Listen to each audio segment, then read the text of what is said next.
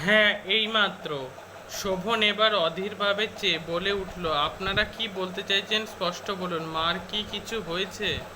বাবা কেমন আছে? চারিধারে সবকটা দৃষ্টি তার ওপর অদ্ভুতভাবে নিবদ্ধ। খানিকক্ষণ সকলেই নীরব। তারপর নায়েব মশাই বললেন, তারা সবাই ভালো আছেন, কিন্তু এখন তো আপনার সঙ্গে দেখা হবে না। এবার শোভন ক্রুদ্ধ হয়ে উঠল, কেন দেখা হবে না? আপনাদের কি মাথা খারাপ হয়েছে? আমি চললুম। শোভন উঠল, কিন্তু নায়েব মশাই দরজার কাছে সামান্য কিছু এগিয়ে গিয়ে শান্তভাবে বললেন, দেখুন, মিছিমিছি কেলেঙ্কারি করে লাভ নেই, তাতে ফল হবে না কিছু। হঠাৎ শোভনের কাছে সমস্ত ব্যাপারটা ভয়ঙ্করভাবে স্পষ্ট হয়ে উঠল। সে বিস্মিত ভীত কণ্ঠে বলল, আপনারা কি আমাকে চিনতে পারছেন না? সকলেই নীরব। আমি শোভন, বুঝতে পারছেন? আমি শোভন। নায়েব মশাই এবার বললেন, আপনি একটু দাঁড়ান, আমি আসছি। পাশের ঘরে গিয়ে টেবিলের একটা ড্রয়ার খুলে তিনি একটা জিনিস এনে শোভনের হাতে দিলেন। তারই একটি পুরনো ফটো, সাধারণভাবে তোলা, এখন অস্পষ্ট হয়ে এসেছে একটু। নায়েব মশাই বললেন, চেনেন একে? শোভন বিস্মিত কণ্ঠে বললে, এ তো আমারই ফটো, দেখুন ভালো করে আপনারা বিলিয়ে। না, এ অসহ্য। চুলগুলো মুঠি করে ধরে সে বসে পড়ল। নায়েব মশাই তার সঙ্গে বসে বললেন, দেখুন, কিছু মনে করবেন না, আপনার সঙ্গে একটু মিল আছে সত্যি, কিন্তু এর আগে আরও দুজনের সঙ্গে ছিল, মাই জড়ুল পর্যন্ত। আমাদের এ নিয়ে গোলমাল করতে মানা আছে। আমরা কিন্তু কিছু হাঙ্গামা করব না। আপনি এখন চলে যেতে পারেন। শোভন উদ্ভ্রান্তভাবে সকলের দিকে চেয়ে দেখল। সকলের দৃষ্টিতে অবিশ্বাস। কাতরভাবে বলল, একবার শুধু আমি মা বাবার সঙ্গে দেখা করব। আপনারা বিশ্বাস করছেন না, কিন্তু একবার আমার শুধু দেখা করতে দিন। নায়েব মশাই হতাশভাবে হাতের ভঙ্গি করে বললেন, শুনুন তাহলে, 7 দিন আগে শোভন মারা গেছে। তার মৃত্যুর খবর আমরা পেয়েছি। শোভন এই অবস্থাতে না হেসে পারল না, বললে, কেমন করে মারা গেল? তার কণ্ঠস্বরের বিদ্রূপ উপেক্ষা করে নায়েব মশাই বললেন, মারা গিয়েছে রাস্তায় গাড়ি চাপা পড়ে অপঘাতে। নাম ধাম পরিচয় পাওয়া সম্ভব হয়নি, কিন্তু যারা দুর্ঘটনার সময় উপস্থিত ছিল তাদের কয়েকজন খবরের কাগজে আমাদের বিজ্ঞাপন দেখে আমাদের সব কথা জানিয়েছিল।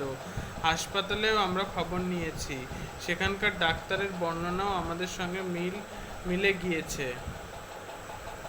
শোভন এরপর কি করতো বলা যায় না, কিন্তু সেই সময় দেখা গেল তার বাবা বাড়ি থেকে বেরোচ্ছেন।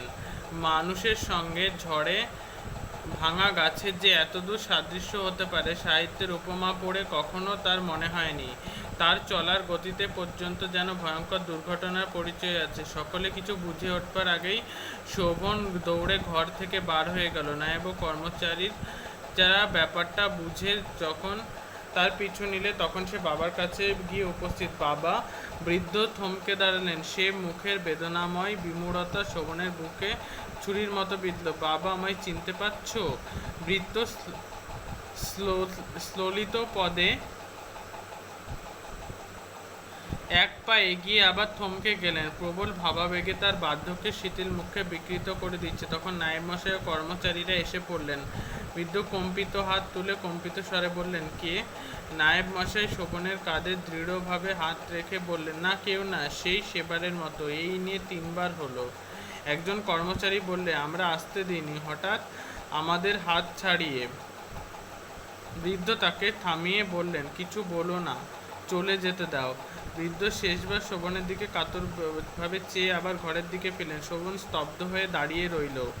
নায়েব মশাই তাকে কি বলেছিলেন অনেকক্ষণ সে কিছু বুঝতে চায়নি। কখন সে আবার বাড়িতে এসে বসেছে তাও তার মনে নেই। আচ্ছন্নতা তার খানিক কাটল বাদে। ভেতর বাড়ি থেকে একজন কর্মচারী নায়েব মশাইকে এসে কি বলছে। নায়েব মশাই তাকে কি বলছেন ঠিক শোনা যাচ্ছে না। না, এইবার বোঝা যাচ্ছে। নায়েব মশাইয়ের হাতে অনেকগুলি টাকা নোট। কণ্ঠস্বরে তার মিনতি, শোভনকে একটা কাজ করতে হবে। বাড়ির কর্ত্রী মুমূর্ষ।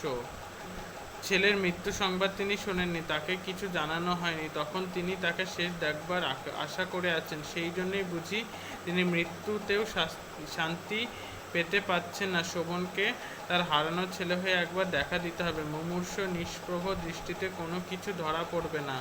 হারানো ছেলের সঙ্গে তার সত্যি সাদৃশ্য আছে। মৃত্যু পথযাত্রীকে এই শেষ সান্ত্বনাটুকু দেবার জন্যে জমিদার নিজে তাকে কাতর অনুরোধ জানিয়েছেন। তার এতে কোনো ক্ষতি নেই। নায়েব মশাই নোটের তাড়াটা শোভনের হাতে গুঁজে দিলেন। সোমেশ চুপ করিল। খানিকক্ষণ বাইরের বৃষ্টির শব্দ ছাড়া আর কোনো শব্দ নেই। আমি অবশেষে বলিলাম, সোমেশ, তোমার কানের কাছে একটা জরুল আছে? সোমেশ হাসিয়া বলিল, সেই জন্যই গল্প বানানো সহজ হলো। কিন্তু কেন বলা যায় না। শীতের বাদলের এই শীতল প্রায়ান্ধকার অস্বাভাবিক অপরাহ্নে তার হাসিটাই বিশ্বাস করিতে আমার প্রবৃত্তি হইল না।